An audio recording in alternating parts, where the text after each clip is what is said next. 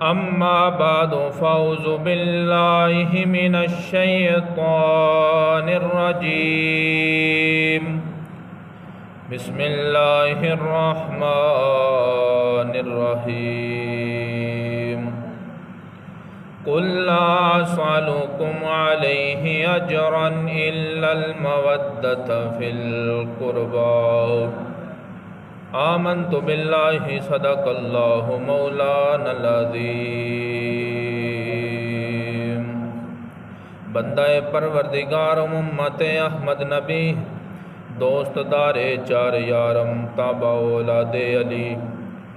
مذہب حنفیہ دارم ملت حضرت خلیل، خاک پائے غوث اعظم زیر سایہ ہر ولی، صدیق اکس حسن کمال محمد است، فاروق ذل جاہ جلال محمد است، عثمان ضیاء شمع خصال محمد است،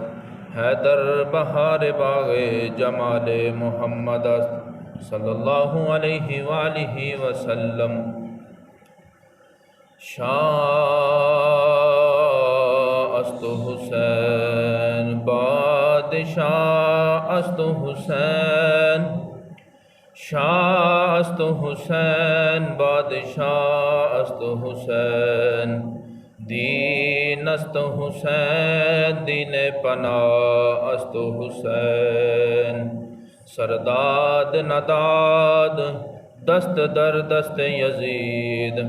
حقا کے بنا لا الہ است حسین۔ آمنت باللہ صدق اللہ مولانا العظیم۔ ان اللہ وملائکتہ یصلون علی النبی یا ایھا الذین آمنوا صلوا علیہ وسلموا تسلیما۔ اللہم صلی علی سیدنا ومولانا محمد وبارک وسلم وصلی علیہ۔ صلاۃ و سلام علیک یا سیدی یا رسول اللہ وعلی آلک و صحابک یا سیدی یا حبیب اللہ۔ الصلاۃ و سلام علیک یا نور اللہ وعلی آلک و صحابک یا محبوب اللہ۔ الصلاۃ و سلام علیک یا رحمۃ للعالمین وعلی آلک و صحابک یا خاتم النبیین۔ احسان مانتا ہے زمانہ حسین کا، احسان مانتا ہے زمانہ حسین کا،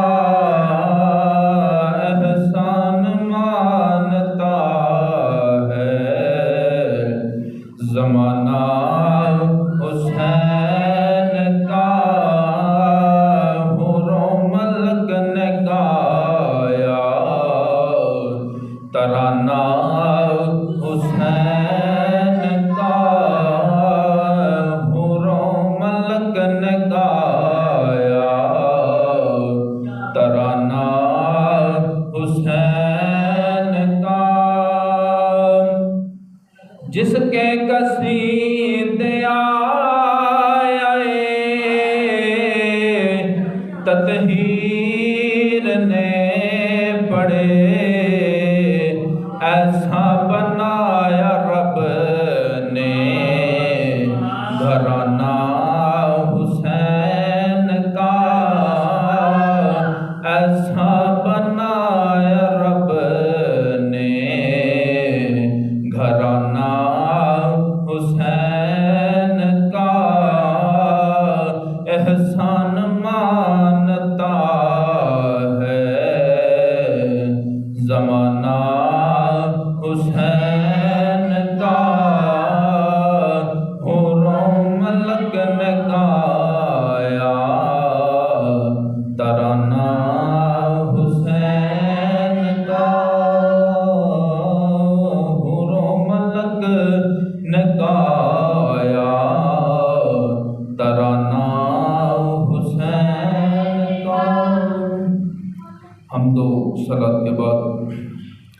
نہایت ہی واجب الاحترام دوستو، عزیز ساتھیوں، میں نے آپ کے سامنے قرآن مجید فرقان حمید کی جو آیت کریمہ پڑھنے کا شرف حاصل کیا ہے، اس میں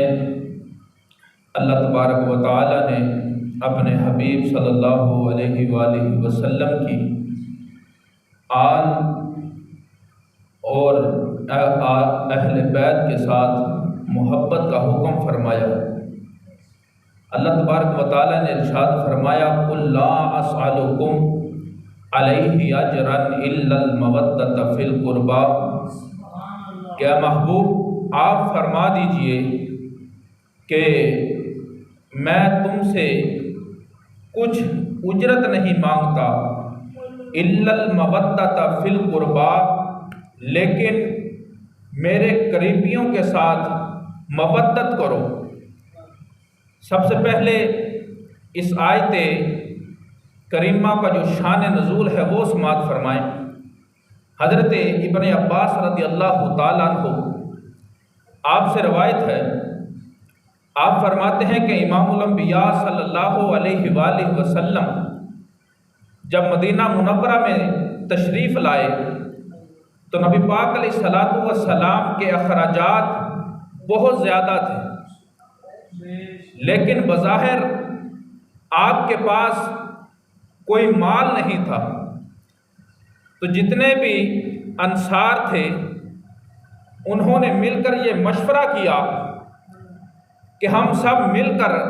نبی پاک علیہ الصلوۃ والسلام کو کچھ نہ کچھ تحفے کے طور پر پیش کرتے ہیں، اور سب نے ایسا ہی کیا، مال جمع کیا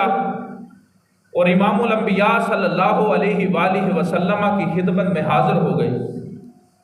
اور حاضر ہو کر عرض کی، یا رسول اللہ، آپ نے ہمیں جو ہم پر احسان کیے ہیں، حضور یا رسول اللہ، آپ ہی کی بدولت ہمیں ایمان ملا، ہمیں ہدایت ملی، ہمیں ہدایت کا رستہ ملا، آپ نے ہمیں کفر اور شرک سے نکال کر ہدایت کے رستے پر گامزن کیا، دوزخ سے نکال کر جنت کا رستہ دکھایا۔ یا رسول اللہ، ہم دیکھتے ہیں کہ آپ کے اخراجات بہت زیادہ ہیں اور لہٰذا ہم یہ مال آپ کی خدمت میں نذرانے کے طور پر پیش کرتے ہیں، اسے قبولیت کا شرف بخشیے۔ تو امام الانبیاء صلی اللہ علیہ وآلہ وسلم نے وہ مال لینے سے انکار کر دیا۔ تو اسی موقع پر اللہ تبارک و تعالی نے یہ آیت نازل فرمائی کہ قُلْ لَا أَسْأَلُكُمْ عَلَيْهِ أَجْرًا إِلَّا الْمَوَدَّةَ فِي الْقُرْبَى، کیا محبوب آپ ان سے فرما دیجئے کہ میں نے ان پر جو احسان کیے ہیں، جو انہیں گمراہی سے نکال کر ہدایت کے رستے کی طرف گامزن کیا ہے، میں اس کے بدلے کوئی اجرت نہیں مانگتا۔ تو پھر انہوں نے عرض کی، یا رسول اللہ، ہم اس کے بدلے کیا کریں؟ تو پھر امام الانبیاء صلی اللہ علیہ وآلہ وسلم نے فرمایا، الا المودۃ فی القربى، کہ میرے قریبیوں کے ساتھ مودت کرو،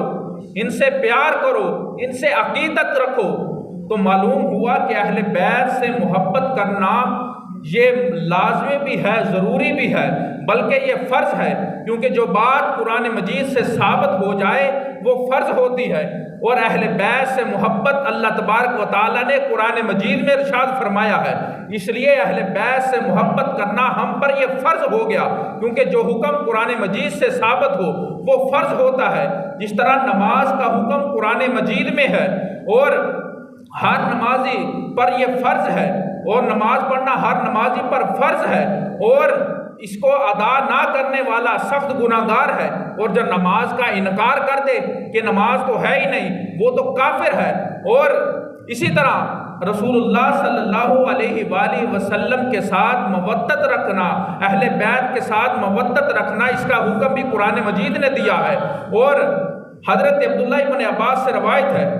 آپ فرماتے ہیں کہ سرکار دو جہاں صلی اللہ علیہ وآلہ وسلم نے ارشاد فرمایا کہ اللہ تعالیٰ کی خاطر مجھ سے محبت کرو اور میری محبت کی خاطر اہل بیت سے محبت کرو۔ اور نبی پاک علیہ الصلوۃ والسلام کے اس ارشاد فرمانے علی شان سے یہ ثابت ہوتا ہے کہ اہل بیت کے ساتھ محبت رکھنا اور اہل بیت کے ساتھ عقیدت رکھنا یہ حدیث پاک سے بھی ثابت ہے اور اللہ تبارک و تعالیٰ کے فرمان سے بھی ثابت ہے، اور حضور صلی اللہ علیہ وآلہ وسلم کی اہل بیت سے محبت یہ ہم پر لازمی اور ضروری ہے۔ اب دیکھنا یہ ہے کہ جن نفوس قدسیہ کے ساتھ محبت کرنے کا، ان سے مودت رکھنے کا، عقیدت رکھنے کا ہمیں حکم دیا گیا ہے، وہ ہیں کون؟ حضرت ابن عباس سے روایت ہے،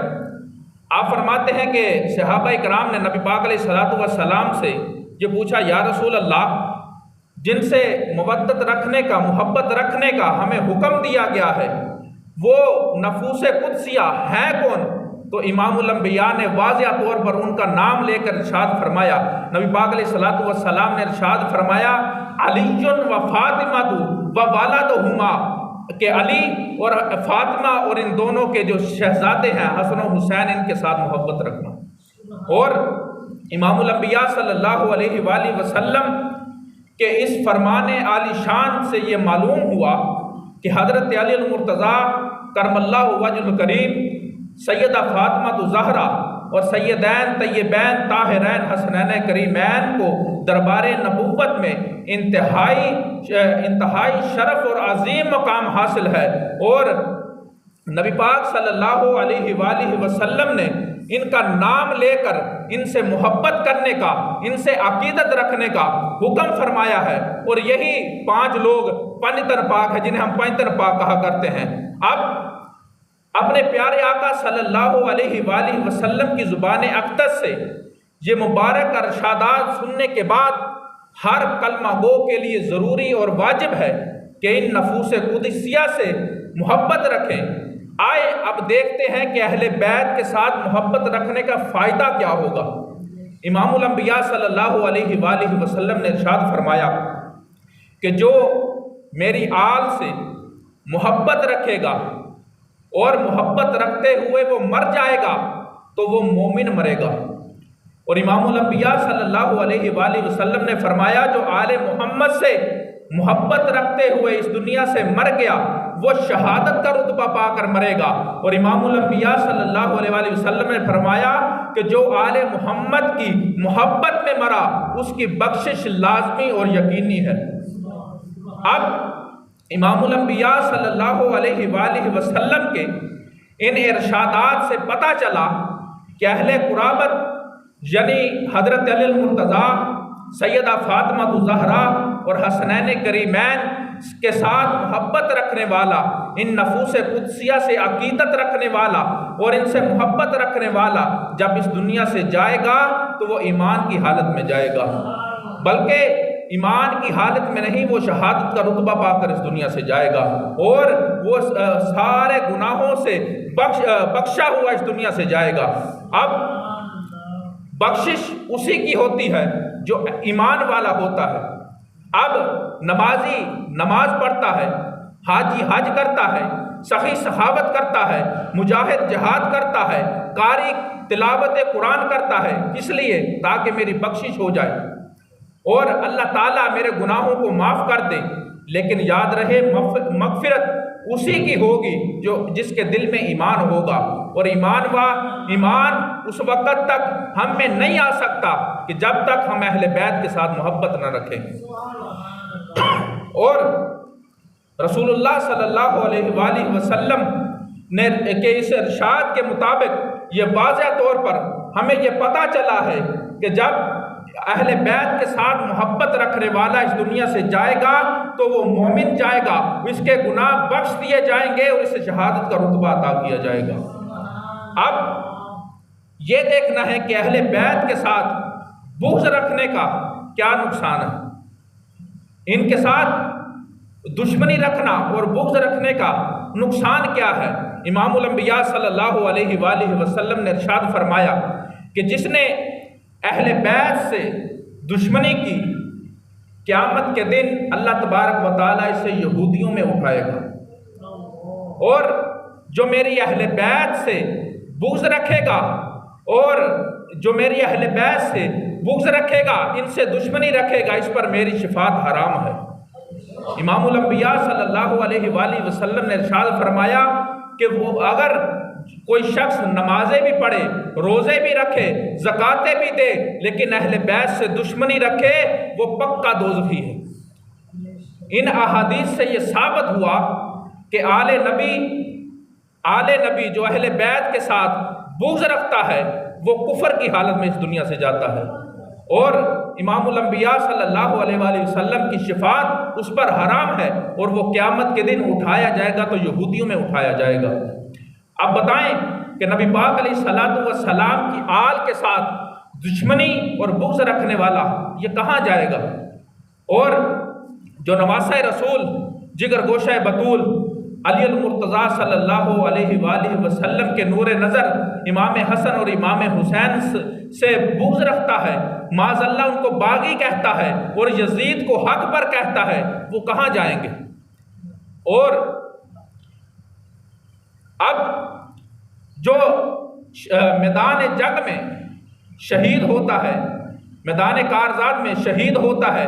شہید ہونے کے بعد اللہ تبارک و تعالیٰ اسے جنت عطا فرماتا ہے، لیکن امام حسن اور امام حسین کو امام الانبیاء صلی اللہ علیہ وآلہ وسلم نے جب بچپن میں ہی تھے تبھی جنت کی بشارت عطا فرما دی تھی۔ امام الانبیاء صلی اللہ علیہ وآلہ وسلم نے ارشاد فرمایا، حضرت انس رضی اللہ تعالیٰ عنہ راوی ہیں، آپ فرماتے ہیں کہ امام الانبیاء صلی اللہ علیہ وآلہ وسلم سے پوچھا گیا کہ یا رسول اللہ، آپ کو اہل بیت میں سے سب سے زیادہ محبت کس سے ہے؟ تو امام الانبیاء صلی اللہ علیہ وآلہ وسلم نے ارشاد فرمایا کہ مجھے سب سے زیادہ حسن اور حسین سے محبت ہے۔ حضرت برادہ رضی اللہ تعالیٰ عنہ فرماتے ہیں کہ حضور صلی اللہ علیہ وآلہ وسلم امام حسن اور امام حسین ایک دفعہ مسجد میں تشریف لائے تو نبی پاک علیہ الصلوۃ والسلام جمعہ کا خطبہ ارشاد فرما رہے تھے،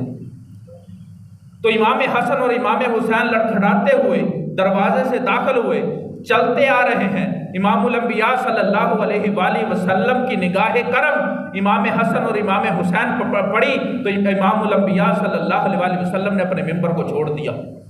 ممبر کو چھوڑ کر امام الانبیاء صلی اللہ علیہ وآلہ وسلم نے امام حسن اور امام حسین کو اٹھا کر ایک کو اپنے دائیں جانب بٹھایا اور دوسرے کو اپنی بائیں جانب بٹھا کر ارشاد فرمایا کہ اے صحابہ، میں ان سے محبت کرتا ہوں، تم بھی ان سے محبت کرو۔ اور پھر آسمان کی طرف دیکھ کر امام الانبیاء صلی اللہ علیہ وآلہ وسلم نے ارشاد فرمایا کہ اے میرے مولا، جو ان سے محبت رکھے تو بھی ان سے محبت کرنا۔ یہ ہے اہل بیت کے ساتھ محبت رکھنا، یہ ہم پر واجب ہے، واجب ہی نہیں بلکہ فرض ہے، کیونکہ اس کا حکم قرآن مجید میں آیا ہے۔ ان سے محبت رکھنا ہم سب کے اوپر لازمی ہے اور ضروری ہے۔ اللہ تبارک و تعالی ہم سب کو اہل بیت کے ساتھ محبت اور عقیدت رکھنے کی توفیق عطا فرمائے۔ اور ایک اعلان سماعت فرمائے، اگلے جمعۃ المبارک کے موقع پر اسی ٹائم پر ہماری اسی مسجد میں ایک عظیم الشان محفل ذکر حسین رضی اللہ تعالیٰ عنہ انعقاد ہو رہی ہے۔ تمام حضرات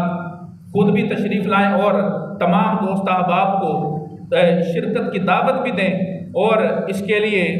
جو لنگر کا اہتمام ہوگا اس میں بھی تعاون کریں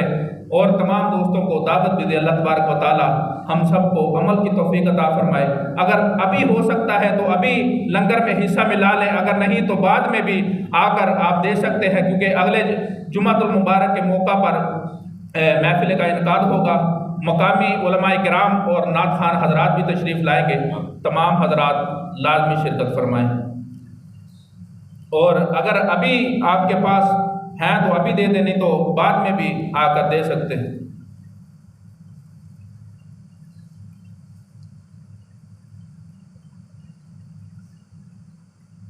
شاہ جی بابا جی